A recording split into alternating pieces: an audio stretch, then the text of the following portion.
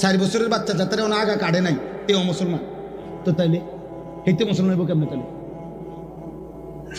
কথা বোঝেন নাই? আমরা যে কয় যে আগা কাটলে কয় মুসলমানই করাইছে, মুসলমানই আবার করায় কেমনে? মুসলমান বুঝি এটা করাই না জিনিস, মুসলমান তো হয় না, পরিচয় না। তো তাহলে ও যদি এখন 7 বছর বয়সে 8 বছর বয়সে তারা যদি খতনা করায়, এখন যদি সে মুসলমান হয় তো আগে কি আছিল? ও মুসলমান। কথা বলেন না? আগে মুসলমান থাকলে তো অন কি মুসলমান হয়েছে আবার? বলেন, আপনি যুক্তিতে বলেন, ইনসাফে বলেন, আগে কিতা ছিল? তাহলে জন্মের পরে বাচ্চা মুসলমান না? ছোট্ট কোলের বাচ্চা মুসলমান না? তাহলে তারা আজান দিল কেন? তার কানে একামত দিল কেন? তারে হুজুর আইনা দোয়া করাইলো কেন? তার জন্য মুসলিম নাম রাখলো কেন? তার আকিকা করাইলো কেন? মুসলমান দেখেই তো করাইছে। এজন্য দোস্ত, আল্লাহ নবী সাল্লাল্লাহু আলাইহি সাল্লাম বলেছে, বাইনার রাজুল ওয়া বাইনাশ শিরকি ওয়াল কুফর তারকুস সালাহ। কোন ব্যক্তি মুমিন না মুশরিক, এটা পার্থক্য করার চিহ্ন হলো নামাজ পড়া বা না পড়া এর ভিত্তিতে। চলো ভাইয়া, ভাতে তো খাও, আর কি থাক, দুনিয়াই তো ভোগ করো না। তোমার রাত যখন ভোর হয়, আমার রাতও তখনই ভোর হয়। তোমার জন্য যখন সূর্য ডুবে, আমার সূর্য তখনই ডুবে। হ্যাঁ নাফরমান, মনে রেখো, তুমি আগায় না। 5 ওয়াক্ত নামাজ পড়নেওয়ালার ভোর যখন হয়, তুমি নাফরমানের ভোরও তখনই হয়। পৃথিবী সমান তালেই আগায়, রাত্র সমান তালেই শেষ হয়। সব রাতই ভোর হয়, বাসর রাতও ভোর হয়, ফাঁসির রাতও ভোর হয়। কিন্তু আখিরাত একসাথে চলবে না, দুনিয়া একসাথে চলতেছে। দুনিয়া সুখে দুঃখে একসাথেই চলে, নাফরমান আর ইমানদার একসাথেই চলে, আখিরাতে একসাথে চলবে না। আজকে এখানে তো সবাই বসছ, নামাজিরাও বসছে, বেনামাজিও বসছ, হাসরের ময়দানে এমন দাঁড়াইতে পারবা না। আল্লাহর কসম, বসার তো সুযোগই নাই, দাঁড়াইবারও সুযোগ থাকবে না একসাথে। কোরআনুল কারীমে সূরা ইয়াসিনে আছে, আল্লাহ পাক ফেরেশতাদেরকে বলবে, ওয়ামতাজুল ইয়াওমা আইয়ুহাল মুজরিমুন। প্রথম নাফরমানদেরকে বলবে, এই নাফরমান, বেঈমান, মুশরিক, মুনাফিক, পাপী, মুজরিম, আজকে হাসরের ময়দানে আমার ইমানদারদের লাইন থেকে বের হও, আলাদা হও। ফেরেশতারা বলবে, আল্লাহ নাফরমান চিনবো কেমনে? আল্লাহ বলবেন, ইউরাফুল মুজরিমুনা বিসীমাহুম। প্রত্যেক পাপীর পাপের চিহ্ন আমি আল্লাহ তার চেহারার মধ্যে ভাসিয়ে দেব।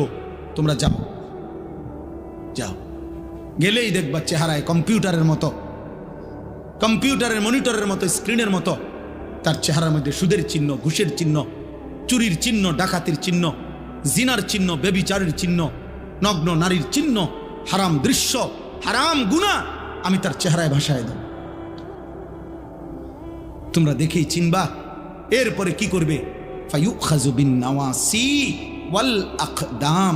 আল্লাহ বলেন, ফেরেশতারা তখন ওই নাফরমানকে তার মাথার চুলের অগ্রভাগ এবং 2 পাও ধরে, এই চুল ধরিলে আর 2 পাও ধরিলে এইটি কি সোজা থাকবে না? বুঝেন না হিসাবটা?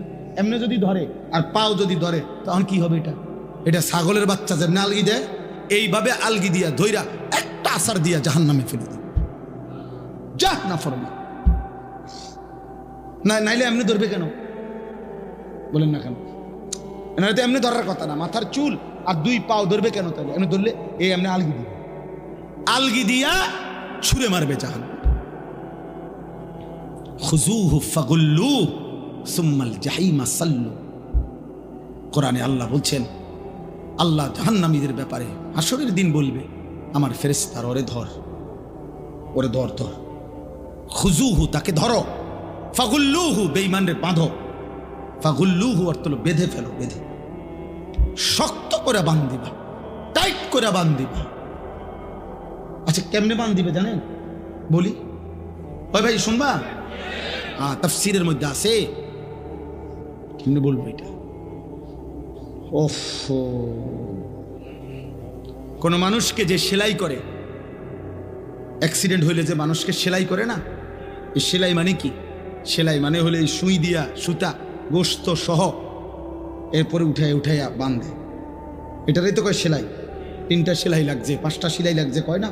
খোদার কসম তাফসিরে লিখছে, নাফরমানকে ফেরেশতা এইভাবে, যেভাবে চামড়া সেলাই করে অ্যাক্সিডেন্টের রুগীর, সুই দিয়া সুতা দিয়া এইভাবে সেলাই করে করে বান্ধি।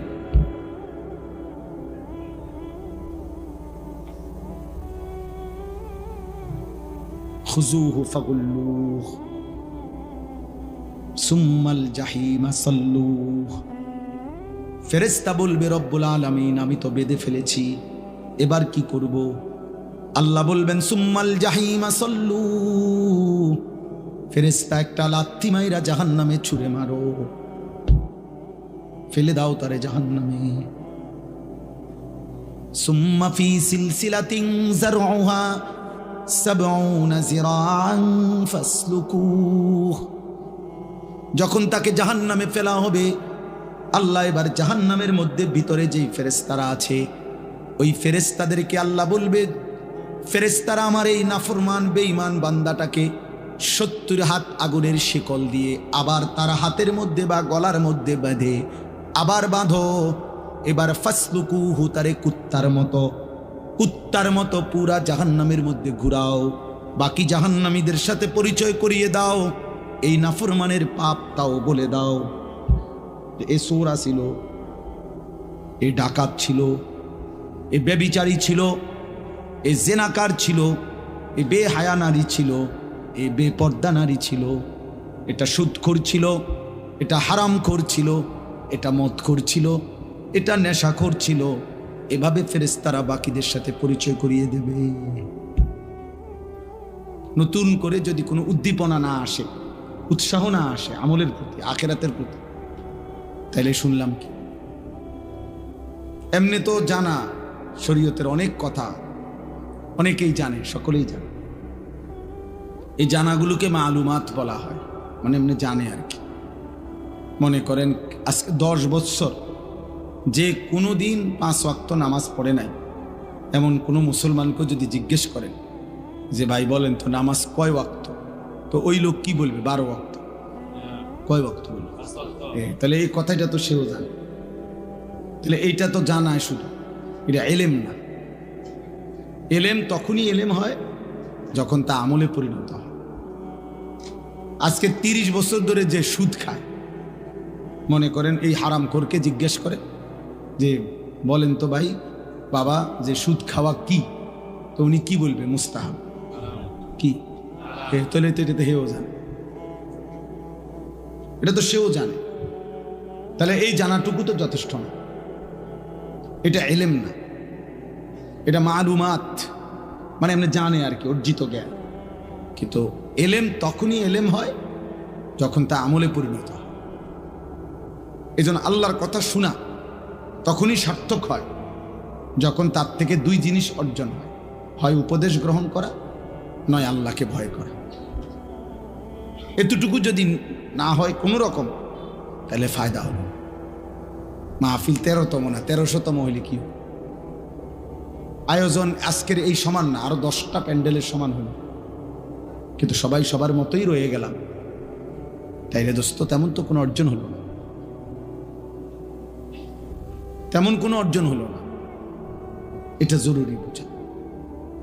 কোরআনুল কারীমের মধ্যে আছে ফেরাউনের মতো এত বড় কাফের, আল্লাহ দাবি খোদা দাবিদার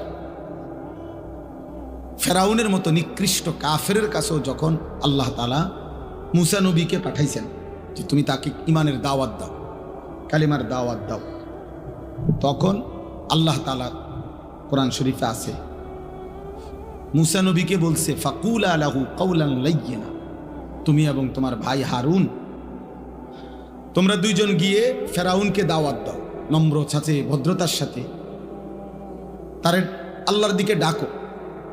কেন?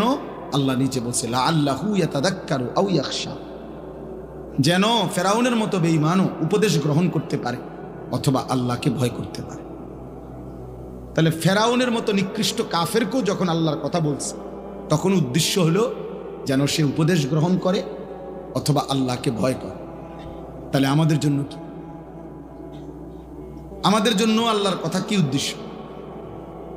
এই বলা, এই শোনা, এই আয়োজন, এর উদ্দেশ্যটা কি? উদ্দেশ্য এটাই, যেন আমরা উপদেশ গ্রহণ করি, যেন আমরা আল্লাহকে ভয় করি। কোরআনুল কারীমের মধ্যে আছে ইয়াইযুকুম লাআল্লাকুম তাযাক্কারুন। আল্লাহ বলছেন আমি আল্লাহ তোমাদেরকে ওয়াজ করছি, কেন? লাআল্লাকুম তাযাক্কারুন, যেন তোমরা উপদেশ গ্রহণ করতে পারো। তাহলে মহান আল্লাহ বলেন আমি ওয়াজ করলাম, আল্লাহ